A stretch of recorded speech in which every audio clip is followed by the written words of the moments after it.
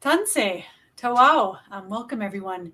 Keisha Supernant Nitsikatson, Misquiti Viskai Ganuchinia, and the Chifnia. Hello, I'm Keisha Supernant, and I am Director of the Institute of Prairie and Indigenous Archaeology and co-chair of the Arts Working Group on Indigenous Initiatives here at the University of Alberta, who is helping coordinate and organize this event.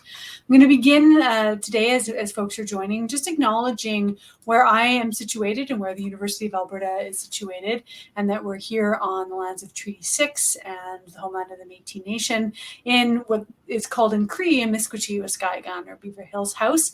This, of course, has long been a gathering place for a diverse set of Indigenous nations, including but not limited to Cree, Dene, Blackfoot, Nakota, Iroquois, Ojibwe, Saulteaux, Anishinaabe, and Inuit, among others. Long been a place where people come together.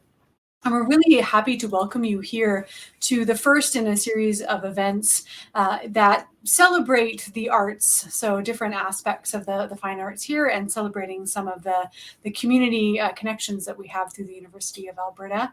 The name of the series is ohpin'toyahk, or We Lift Each Other Up, and has been generously funded through the Cool Institute for Advanced Study and the FIRE grant through the Edmonton Heritage Council, as well as the Faculty of Arts here at the U of A. This event is being recorded and will be available for viewing shortly after the presentation. So just folks wanting to know that will be available on the website of AWGII, the Arts Working Group on Indigenous Initiatives. And also, if you have questions or comments that you want, you can use the Ask a Question function on the right side of your screen.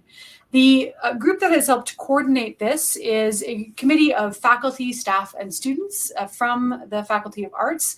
It has primarily Indigenous representatives, although we also have some non-Indigenous colleagues on that.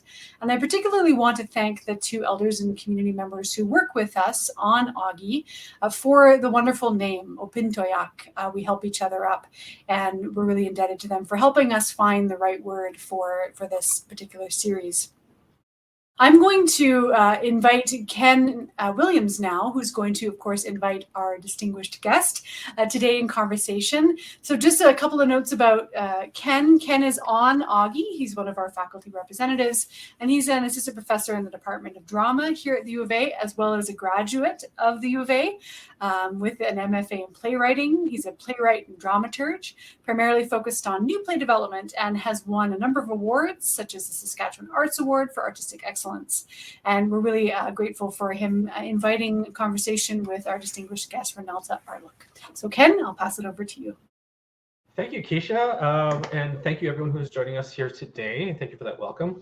I just want to give a brief sort of, more of an informal kind of introduction to Reneltta, because she and I have are artistic collaborators, but mostly we've been involved in working together in areas of where we're working within institutions and helping alter, change, refocus institutions so they take into account Indigenous thinking, Indigenous ways of knowing, as well as reorganizing themselves so they're less of a colonizer.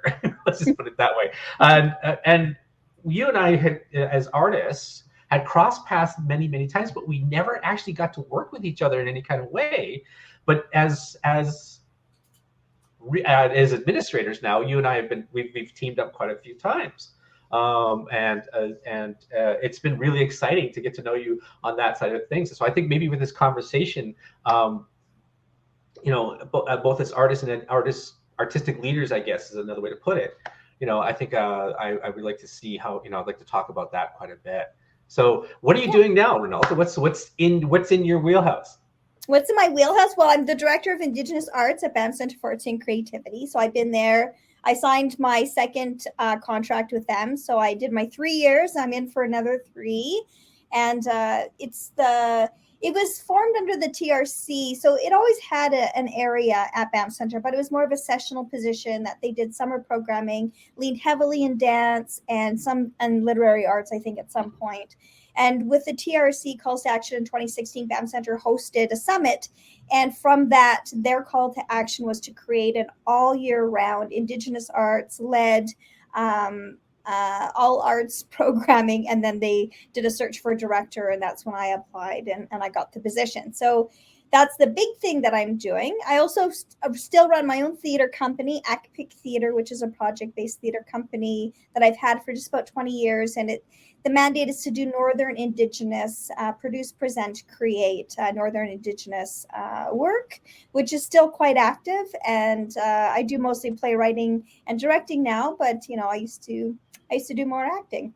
Yeah, and the thing is too, let's like the TRC, for those who don't know, is the Truth and Reconciliation Commission, and they came up with 94 calls to action, and then Banff responded. But let's just talk about Banff for just a quick second. How big, how important, like, what is the size of the Banff Center of the Arts, for people who don't know? So it's regional. It's located in Banff, Alberta, Treaty 7 territory, up in right under the nest of the sacred Sleeping Buffalo Mountain, and but it's really known nationally and internationally as a multi-arts institution. So it does all of the arts, including digital media. It has an incredible archive and library system. And they do conferences, and they also do host other organizations, partner with them and work with them. But it's got like multi living spaces. It's got multi creative art spaces, performing arts spaces, and it's kind of a beautiful place, quite inspiring. It's grown artists for decades. It was founded originally in the 1950s as a alternative theater space from U of A, and then it grew into its own PSI from there. Yeah, it's a massive, and in terms of like just money. It's interesting though, but it's only recently now with you there that it's actually had an Indigenous artistic leader in for lack of a better term, a permanent position. Because up to this point, like you said, it was kind of like we just renew it every once in a while. Yeah, it's in the heart of in Treaty 7, that's a Blackfoot, that's Stoney territory. It's this is like, you can't be in Banff without being permeated by Indigenous, well, at this point, because they weren't really given their role, Indigenous artifacts. So what's it like to be an Indigenous thinker and leader in the middle of this massive institute, which is on a problematic piece of land? Correct. It is, it's problematic because Stoney Nakoda were, inhabited. It is a gathering place. Like Keisha shared about Treaty 6, Banff Center, Banff, Stoney Nakoda call it Nirpa, which means where water foams, and it's referencing the waterfalls that you can see coming into the town of Banff. And that's their sacred territory. And there's a lot of ceremonial spaces that are here. So you're right. It's problematic because this is the first national park of Canada. And for Canada to be able to create a national park, it had to kick out the Stoney Nakoda who were here, who are engaging with this territory. So yes, it's hyper problematic. And when we engage tourism, people want to believe the trope of indigeneity from the past with what they recognize. And I think what's hard for people to acknowledge is that you and I are very much Indigenous people. We are very much contemporary. We speak very good English, and we're not any less Indigenous than the Indigenous people that people envision. Mm-hmm. Yeah, and that is something like, and we keep bumping into that in these other institutions, because one of the things where we first, I think, really started working together was when we were when we helped create the position in the National Arts Center for the Indigenous Theater Artistic Director. That's right. Yeah, and that was like, it's like moving a giant cube that is cemented into the ground, and we. I think, I might have to say, that was kind of like taking on shaking the pillars of heaven a little bit to get them to actually crank open. But it took a lot of work to get them to really rethink their own, again, what's it like to be in that position, in that land, the unceded Algonquin territory that is now called Ottawa. Mm-hmm. Yeah, that was a multi-step process. I mean, when you look at organizations engaging with Indigenous process, it was really, I think it really kind of started with the repast. So they worked with Banff Center, National Arts Center. Mm-hmm. They had Yvette Nolan and other collaborators that they worked with, and they hosted this incredible summit on Manitoulin Island with Debajamajig. And, that's where the Indigenous playwrights got to have a canon. We got to explore generations of Indigenous playwrights in Canada, and got to speak them and hear them and talk about it. And and brought in experts to talk about the histories that formed those stories. You know, it was really quite powerful. And then from there, we had that circle. And that was really challenging to how do we find space for inclusivity with multiple voices, multiple nations, multiple generations of artists. And then from there, built a little team of us. There was 5 of us. Mm-hmm. And that we built out that job description, which sounds basic, but it was very thrilling because we got to think about how we build like a nest for an artistic director to fly from and have that world. Kevin Loring in a little mess. That's Kevin Loring in a mess. Yeah, which is really funny because considering, you know, back when you and I, because we didn't cross paths unfortunately when we were at the U of A, but back when we were both getting our degrees, you know, you getting your BFA in acting, being the first Indigenous woman to get it, and myself getting the first being the first Indigenous person to get the MFA in playwriting out of that department. Yes. I wasn't thinking I was going to be running a place or having to change the dial and the compass, the moral compass of a major institution. No, I don't think that, you know, I always say this, I'm just a girl from the North trying to make my way in the world. And, you know, I'm born and raised in Fort Smith, born and raised in the Northwest Territories, born in Fort Smith, a community of 1,100 people. You know, my mom and dad were both 17. My mom quickly became a single mom, you know, residential school survivor. Just everything didn't lend itself for me to become an artist. And it certainly didn't lend itself for me to become like running an arts institution, like a sector of it. And so I'm grateful. And I think, you know, just that just kind of shows how important our value systems that were instilled into us by our families, our grandparents, our aunties, our uncles, and our mother and father, but what we were given, the gifts, to be able to kind of take our values into places where we see value. So I guess that's one way to look at it. Yeah, because I think with, you know, with a strong grounding, because I had a very, you know, even though it's what we call politically white passing Indigenous, I had a very strong connection to my family, and they were very clear about who I was and where I belonged and what territory was mine. And you had the same kind of background, you had the same kind of like strong family values, because I know when I was graduating in 1992, that, you know, there were no Indigenous people teaching at the University of Alberta in the drama department. In fact, if there was any Indigenous people teaching, they were in the faculty of, or what was then called, you know, the School of Native Studies. So what was it like, you know, not seeing yourself in the instructors, not seeing yourself in the institution?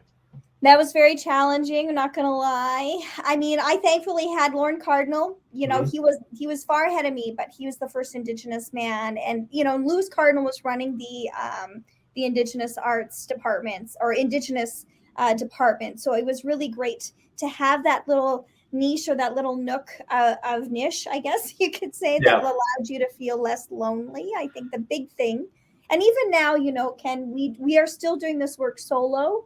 We're still developing these things solo. So, you know, you just kind of you really have to be grounded in something that you know about yourself to be able to kind of go into these places and trust that you belong there, that you can bring things to it, and that you're still kind of alone out there doing it. And so I, you know, in some ways, being the first Indigenous woman in the BFA, you know, that was very, very hard. It was before we thought about EDA.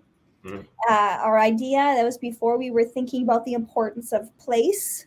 You know, everything we were taught was being brought in from other countries, other ways of thinking, and really denouncing the value of what we bring into the room. And thankfully, because of, you know, many voices, not just ours, that we're able to kind of share that, and people are starting to hear it, which I'm quite grateful for. Yeah, because, you know, even the idea of in bringing in Indigenous language into the learning sphere was like, it was seen, I remember for myself anyway, it was seen largely as a nice, hate to say it this way, but a gimmick.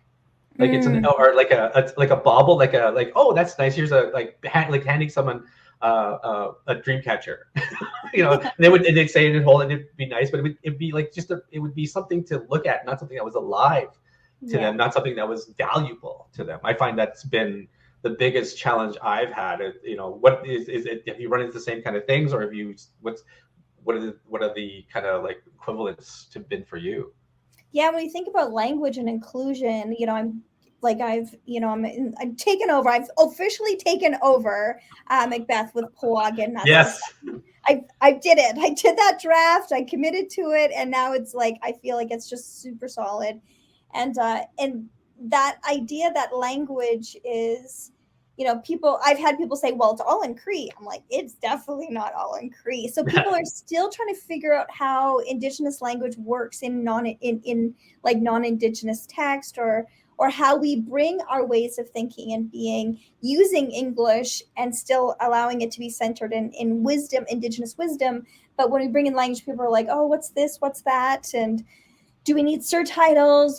There's still a lot of unknowing the minute we introduce Indigenous language into the arts. Yeah, and for those who don't know, Polagan Macbeth was a project that was started by the youth out of Frog Lake who wanted to do Shakespeare, but then wanted to adapt it into their own. So the Frog Lake is mostly Cree community in sort of mid-eastern Alberta, and you've been working on that project for quite a while, because this was a big artistic project. I've been blown away by every iteration I've seen of it.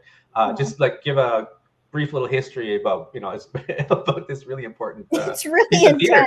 Yeah, it's intense. Yes, I just submitted my draft to Stratford. Yes. So we'll see what happens.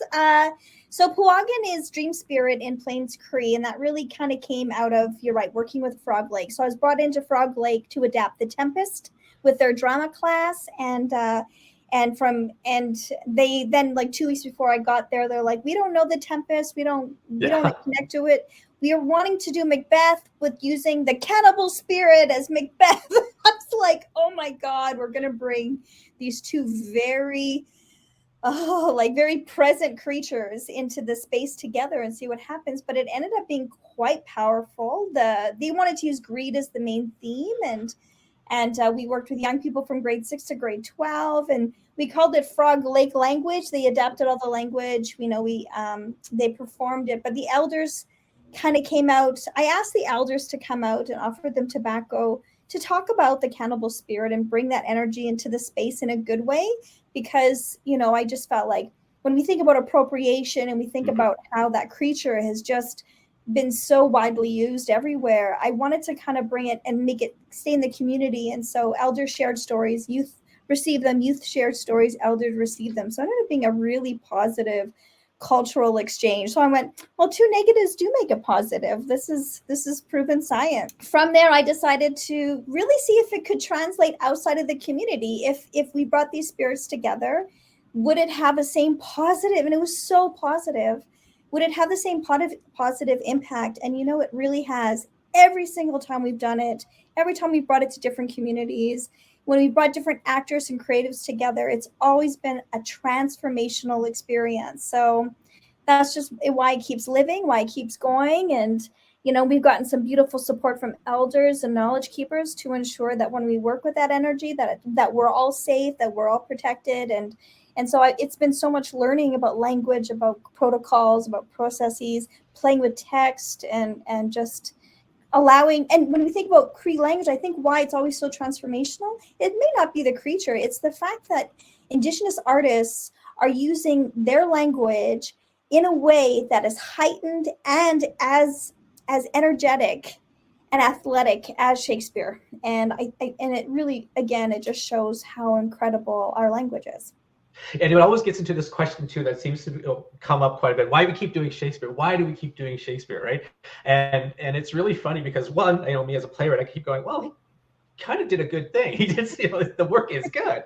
But at the same time, whether we like it or not, in Canada anyway, it's seen as a touchstone. That Shakespeare is seen as a standard by which actors in Canada are measured in theater. Like, can you do it or can't, right? If you can't do it, it's seen as, okay, well, and I know that was a huge deal when the all-Aboriginal King Lear happened at the National Arts Center. Yes.